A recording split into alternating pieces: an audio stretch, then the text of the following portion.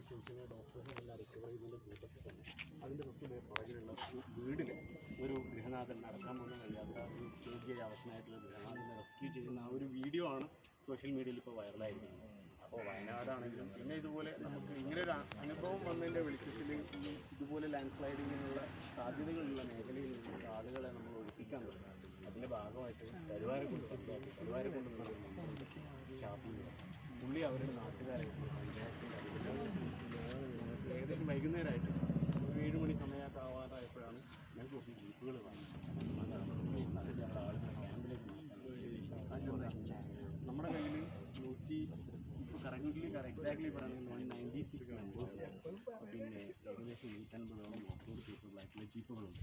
അത് 1942 തൊട്ടുള്ള ജീപ്പ് തൊട്ട് 2024 വരെയുള്ള ഏറ്റവും ലേറ്റസ്റ്റ് ഓഫ്-റോഡ് വാഹനങ്ങൾ വരെ നമുക്ക് റെഡിയാണ്.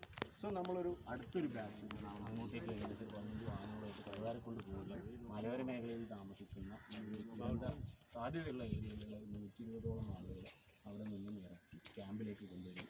2-3 ദിവസം കഴിഞ്ഞ് ഭീഷണി മാറിയതിനു ശേഷം അവരെ തിരിച്ച് വീട്ടിലേക്ക് എത്തിക്കുകയും ചെയ്തിട്ടുണ്ട്. അപ്പം